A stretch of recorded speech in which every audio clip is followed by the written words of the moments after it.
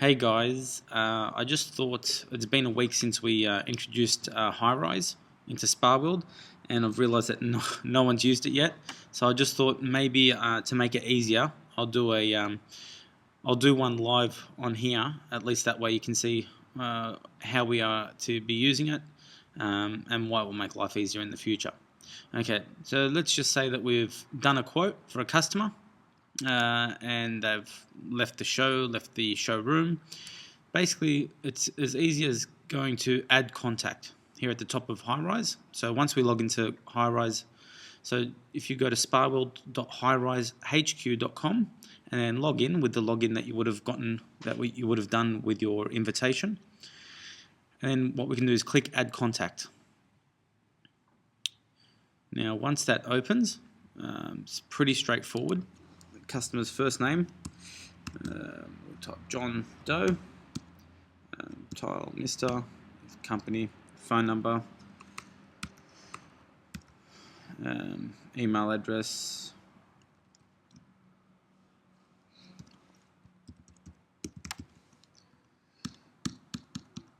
address. Now over here, lead source, well, they just walked in, they were driving past. Were they referred to someone? No, this was at the Seven Hills store. Okay, and background info. Over here, I like to put in just some information that will probably help me remember. Large people. Buying new house. Wife was in an accident.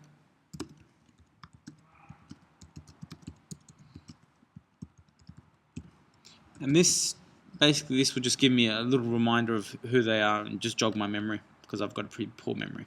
So then we can add this person. Now once we add this person, for example, if we've sent them a quote, I mean, ideally what we want to do is follow them up, the next day or the day after. I mean, all you guys know how to do that. So what you do is actually go add a task. So we're in the customer's details now, so John Doe. We can click on add a task. What we want to do is we want to follow up a quote. Okay, sorry about that, just had a bit of a technical glitch. Okay, so we want to follow up a quote, so follow up quote. Just say we put it in, maybe if we've done a PO, we can put it up here just so we know what we're talking about. If we didn't, we can leave it blank. When do we want to follow up? We want to follow them up tomorrow. Who's responsible? Well, that's me. Choose a category. I'll do follow up. And then I can add this task.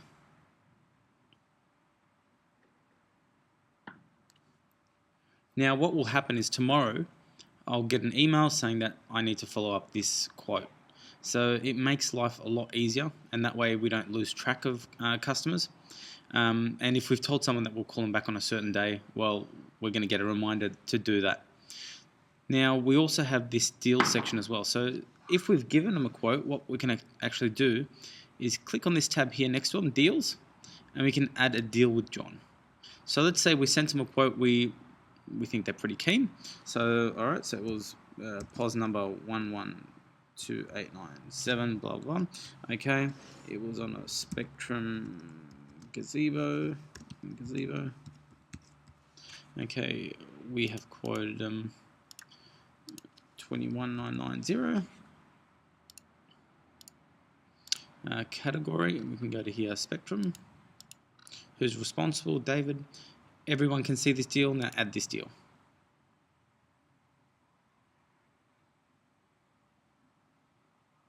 Okay, so now we know that we've got an open deal here. It hasn't been closed yet. It's an open deal for this Spectrum and gazebo. Now this gives us a couple of great insights. Now, number one, we can actually go into here and just see how many deals are open. Like how many people have we got quoted out there. We could have 10 deals in a week, or 20 deals open.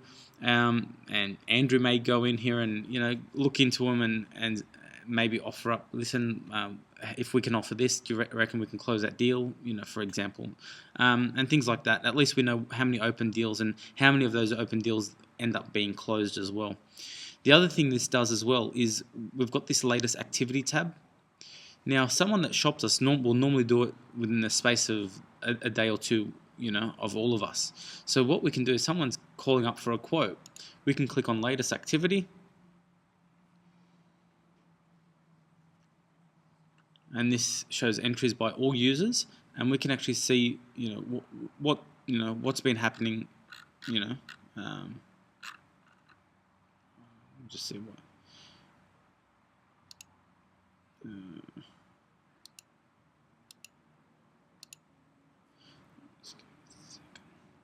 Just trying to find out why the other one. Okay.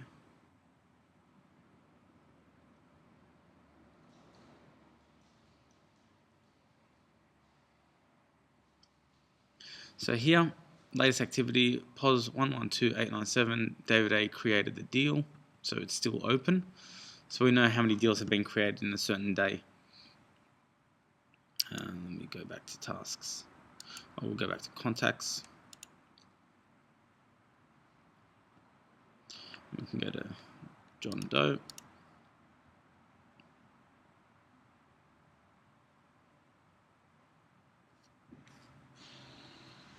So we have one deal here. So the thing about here, about here where it says add a note about John, if we go in here and just say John Doe Spectrum inquiry has been quoted. Okay, so if we add this note, once we create the customer, just add a quick note. And the good thing about that, now this is what I was trying to show you, is once you go to latest activities, here we've got John Doe Spectrum inquiry has been quoted. Now, the thing is we can see everyone that's, all the salespeople. So if someone calls up and says, yep, my name's John Doe, I'm just looking for a price on the spa, and we can click on latest activities and we say, oh, okay, well, it looks like David's already quoted you. We don't have to say that to the customer, but we can overquote or just call them back and then call David and so on. So at least I think this way we can all, I guess, play as a team together. Now going back to John Doe. Let's say John comes back tomorrow. Or let's say the follow-up, you do the follow-up. You can click on tick the follow-up. Now, anytime you do a follow-up, just put a quick note. So, followed up, customer will wait till next week when he gets the keys to his new place. You can add this note. Then we can add a task. We want to follow them up next week. Follow up. I'm responsible, category, follow up. Add this task. The great thing is here, okay, maybe he wants us to do a site inspection. So add a task, site inspection. And he wants us on a certain time. So he wants us at a set day or time. So click on that. Yep, he wants us on Friday the 9th, and he wants us at 1:15 p.m. I'm going out there. I can still click follow up or meeting. Add this task. Now again, I'm going to get an email at around 1 o'clock to remind me about this 1:15 p.m. site inspection, but this will always be married up onto your tasks, so you'll know every day what tasks you have for the set day. Okay, now let's say you would go out there and you close the deal, so we can go back into the pending deals, click on his icon. Okay, at the top here we've got pending. We've got won the deal or lost the deal. So if we won the deal, click 1. Are you sure you want to change the status to 1? Or we can click on lost you sure you want to change the status to lost? Just if we click on one, click OK, so it saves it.